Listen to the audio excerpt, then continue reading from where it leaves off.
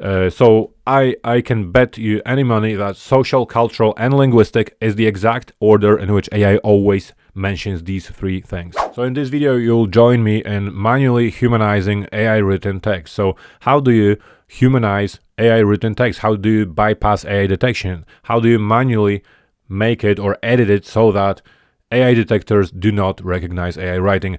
I took 100% AI written text and I'll be editing it until it doesn't get flagged. So come join me in this raw process and hopefully you can learn something from the insights that I'll be sharing. So you can see that I'm using this tool, Scribbr. It's an online tool and it's a free tool and it's a good starting point. It's a good starting point.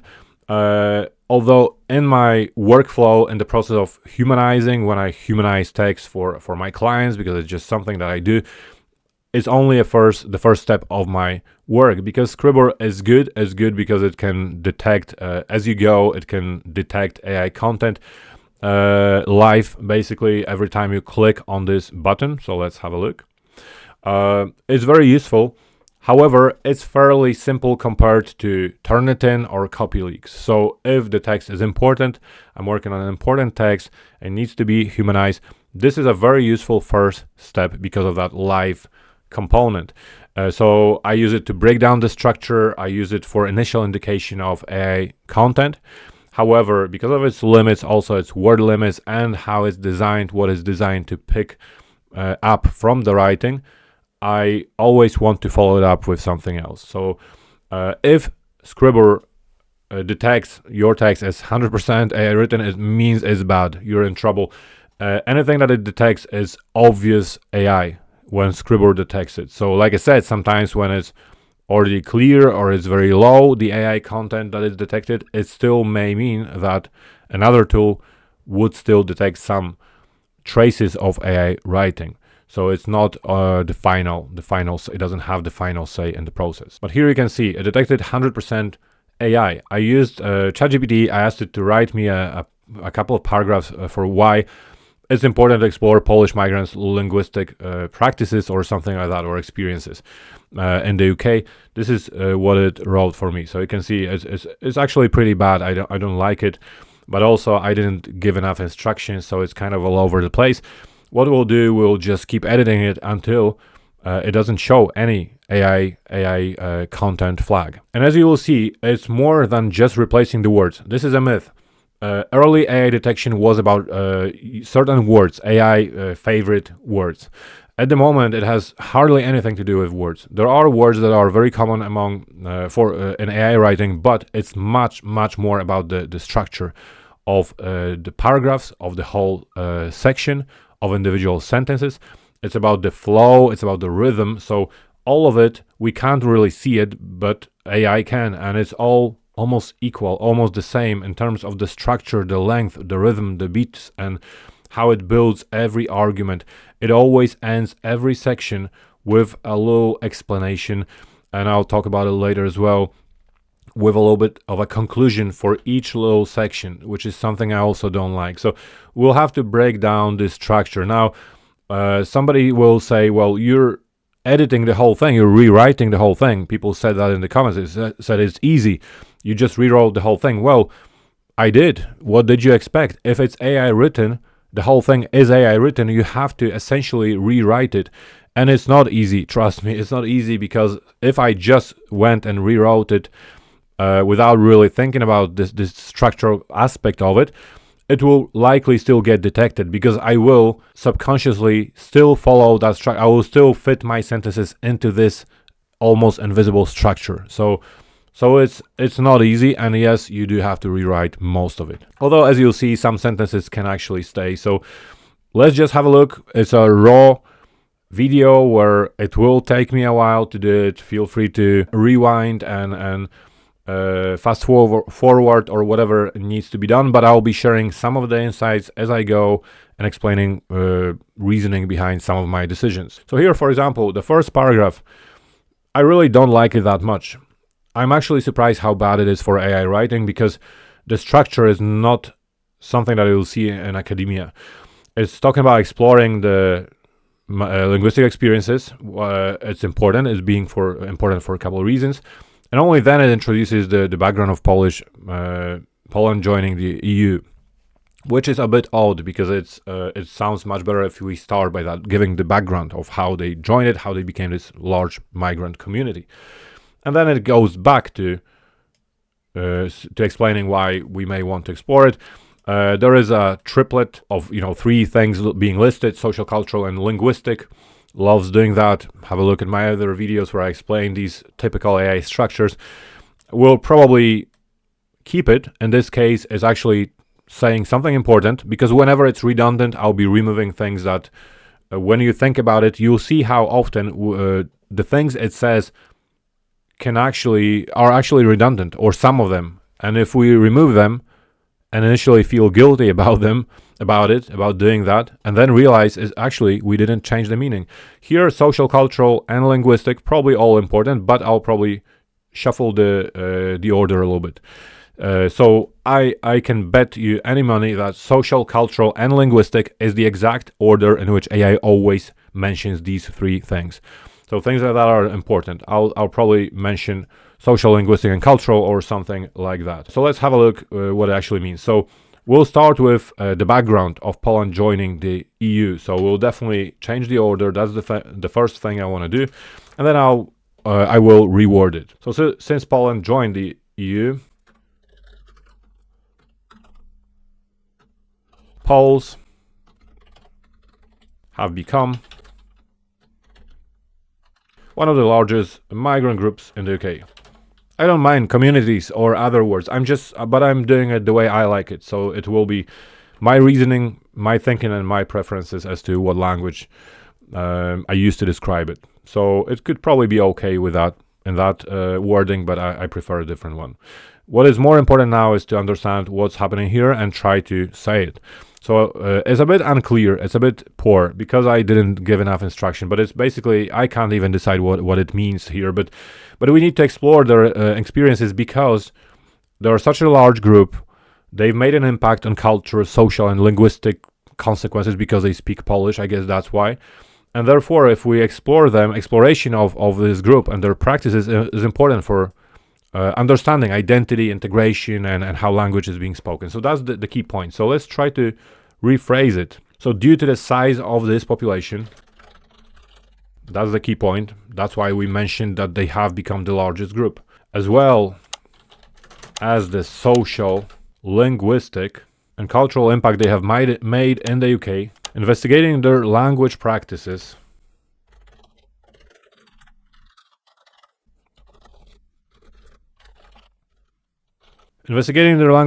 may help explore the topics of migrants' language use, identity formation, and integration practices.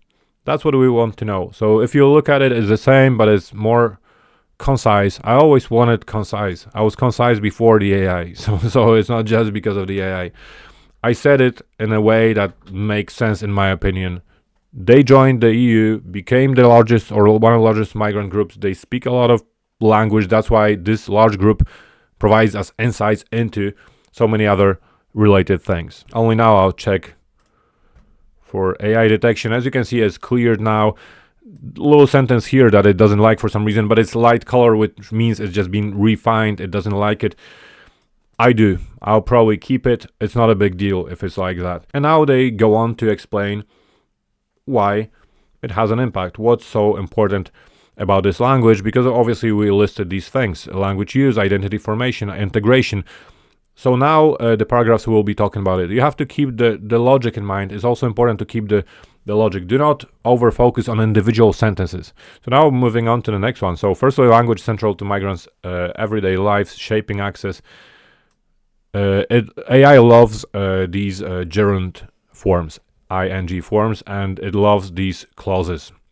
Can't remember the name of the clause which includes this form, but it loves this. So it's central, shaping access. I want to break that down into normal, standard clauses, employment and public services. So we're gonna have to change it. Then it talks about English proficiency being important for upward mobility, and then about them using Polish at home. And at the end, it has a sentence that I already don't like, and I'll probably remove it. but we'll have a look. So it does like to conclude every short paragraph and kind of over explain it. And every short paragraph, as you can see, then it goes to secondly, and then again it says understanding how they do this, it's important for language and policy. And then thirdly, and then we have studying these processes enriches academic debates. It's always doing that. It's over explaining and over delivering these conclusions. So let's change the first sentence. Firstly, language is used in the migrants' everyday lives. It's central, again, very common expression. I do use it a lot when I need to. In migrants' everyday lives, as a tool that gives them access to education and public services. So I'm again changing the order. As a tool that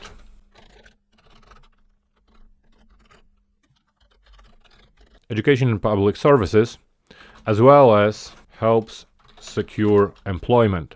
So public services gets removed from here. This is my sentence. It's cleared. Sometimes when I do this, don't panic if it happens. It will re-flag something that you previously cleared of AI content. It's completely normal. Just keep going because it's constantly analyzing the context. Sometimes the way you structure the new sentence influence the way a few sentences back something is being perceived, maybe a repetition of some expression or structure. Like I said, it's all about the structure. Here, this sentence, for many Polish migrants, English proficiency is not only a practical necessity but also a gateway to upward mobility. It does sound AI-ish to me because of, and I have a video where I explain the structure where it's explaining something through a negative statement. So saying what it's not before saying what it is. I normally don't like these sentences, but I feel like this sentence here is okay. It's actually okay. It makes things a little bit more colorful maybe.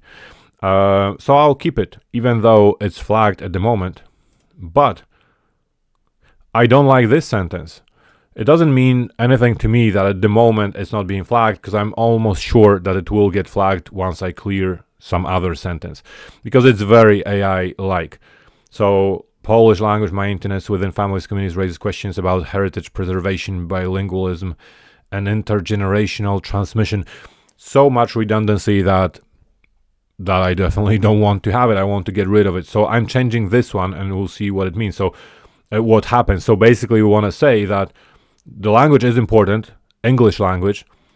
It's not just practical necessity, but also they also speak Polish language actually as a way to preserve their cultural heritage and bilingualism. So they use it at home. So I want to simplify this sentence. So on the other hand, it's a shift in perspective. On the other hand, they also speak Polish, mainly at home.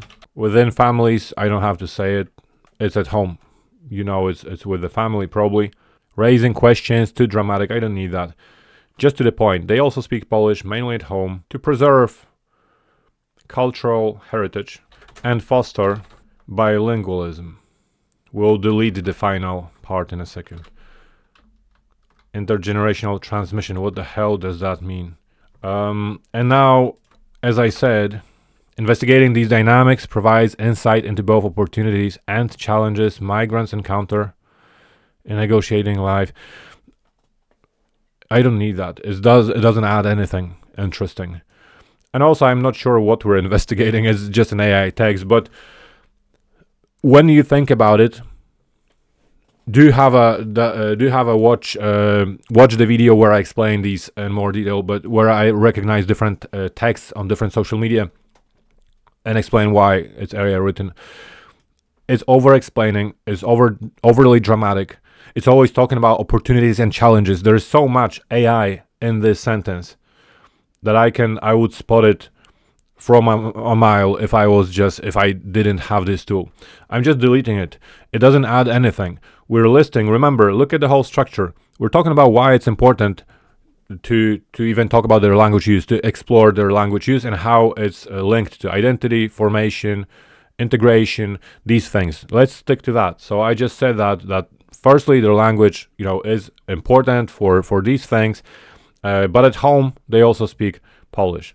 Let's see what it says now, and it's cleared, so we can move on. So this one is also very complicated, but when we break it down, it's actually pretty simple. So it's talking about the relationship between language and broader debates, which is again a little bit dramatic, but generally a relationship between language and integration and social inclusion. If you really think about it, if you're critical and trying to think what it's actually trying to say, that's what it's saying. Social inclusion and integration related to language. And we need to explore these groups. Well, it says perspectives, how they perceive it. Not sure why. It's not clear, but again, it's AI written text, so I'm not going to fix that because I could change it. I would say something completely different, but let's try to stick to this text as much as possible. It's important to explore that. And perhaps we can even keep the thing about, in this case, to explain why it's important. We can shape policies and things like that, although we'll probably remove community relations because again it's very generic and I'm not even sure why we need that and what is meant by community relations. It's such a broad statement. So secondly, language practices are closely related to integration and inclusion, to social inclusion. Talk about public and political discourse and how they see language practices as markers of belonging. We'll simplify it and we'll introduce a longer sentence to break the flow, to make sure that the sentences have different length, because that's very important, like I said. So we'll connect it to this sentence because there are two sentences that say a lot of things, but when we really boil it down to what it means, there is much less. So let's have a look what we can do here. So since it's common for public and political discourse to equate language practices with belonging, that's what they are saying. If you want to belong, you need to speak some language. It is necessary to explore this group's perceptions on this matter, maybe. And this has potential implications for all these things. So doing this has potential implications for language policy and discussions on inclusion of migrants in the UK. So I don't need the community relations. And I think it's we're keeping the meaning. I'm not sure. I probably messed it up a little bit because I'm not sure about these perceptions of these groups. I really don't understand why we need these groups' perceptions. To be honest, like I said, the text is not that great, but it's just for the purpose of presentation. So let's have a look. You can see that it flagged some other parts. Again, it doesn't like this part for some reason, but we'll see. Maybe it clears it later. If not, I'm not really bothered because I like it. It's not getting flagged by a proper AI detector. So it has some indications maybe of some structure that it doesn't like, but you can see these sentences are actually pretty straightforward. So if you use your logic and critical thinking, you'll know that there is no way this is written by AI. So I could probably change it, but it's not a big deal if it's marked like this with this light color. This final paragraph again is such a mess, but actually it's important and interesting one. I have personal interest in these topics too, but it's about identity and language. So basically balancing between this, it's a tool for expressing yourself and balance, and they have to balance between this expectation of a British society, the desire to integrate, and their own desire to maintain that cultural heritage. So we have to sort it out. It will be much shorter, I can see, and more concise again. But the first thing that you have to always do is try to understand the context of the next couple of sentences. Like I said, it will make it much easier for you to change things. This is why when I humanize text for people, for my clients, now blatant advertising here, I do humanize written text. Have a look at my website if you're interested. When I humanize written text, I find it much easier, for example, to work on, let's say, descriptions of methodology, because I know a lot about methodology and I find it so much easier to just look at it and just write it the way I want to write it. So quite often I add stuff to it, so I make it even more valuable and interesting, because quite often there is a lot of, like I said, redundancy and things that are not necessarily needed or even true. So I actually fix it and make it better when I humanize these texts. But so I prefer methodology text. When it's a text about, let's say, cells and biology, there is a little bit less I can offer because I know less about this topic. So it's a little bit more difficult when it's extremely technical and I know less about the topic, it's more difficult for me to replace these things with something that makes sense. I usually find a way, but it's just more difficult, more demanding. And texts like this one are actually, ironically, also very difficult because they are simple. They are simple. There is a lot of talk, a lot of redundancy, but at the same time, you're left wondering what are they actually trying to say. So it's also a challenge in itself. But all these texts are possible to redo. So let's have a look again at this paragraph. So you can see that I've changed quite a lot, and I'm using a little bit of my own knowledge of language and identity, but I'm trying to just get to the point, get to the gist of what they are trying to say. Co-constructing identity, transnational context, migrant linguistic choices, professional, educational, domestic settings. So much talk, but what they're trying to say is all deeply tied to feeling of self, belonging, and cultural continuity. So that's basically what I did. I said it's closely related, closely linked to this cultural continuity.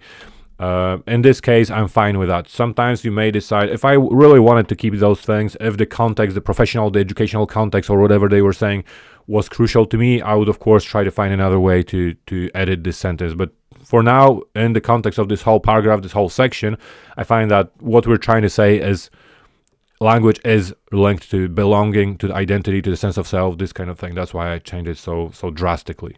So here that's the part where they're saying it's challenging to be torn between these two the identities, basically.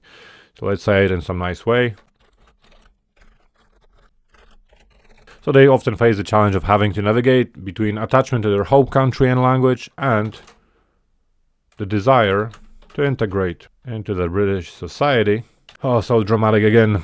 Enriches academic debates in applied linguistics, social linguistics, migration studies. It talks so much, but says so little. That's what AI is. I don't feel like it's important to say these things. It really depends on what I'm working on, really. It's obviously now it's without context, it's abstract, I'm just showing you just a random text, but in 9 out of 10 cases, I can't see how this is relevant about enriching debates in all these fields. We're just trying to say something important. Remember, going back to the first paragraph, why do we need to talk or explore their language practices? And here I am explaining why. Because it's so tied with or linked to their sense of self and belonging. They have to navigate these two realities, and which has further implications for their identity formation. That's the point of this whole paragraph. As you can see, it's being cleared. So now we have these two parts. I know the video became really long. I'm not gonna finish it, but it's 16%, which is acceptable. Plus, like I said, what I would normally do, I would transfer it now to a further AI detection tool such as Copyleaks to show me if there is anything else that needs change. Sometimes it picks on some additional words I didn't think about. Yes, like I said, you can see that, I can see that I edited it strongly, I edited it heavily, I changed basically everything. Sometimes I keep some sentences that I like. I think I kept some 1 or 2 sentences here. Sometimes I don't. Sometimes I just change everything. And again, like I said, that's what it is. If you want to humanize it, you have to change quite a lot because it's so much more than just the words you're using or replacing the words. These days, it's much more about the logic, predictability. So these good models for AI detection, they are predicting, they are assessing how predictable your sentence was. How predictable. Because AI writes in a predictable, statistically predictable way. So you have to always think about, that's why I'm doing this. I'm trying to think to myself, what does it mean? And then think, how would I say it?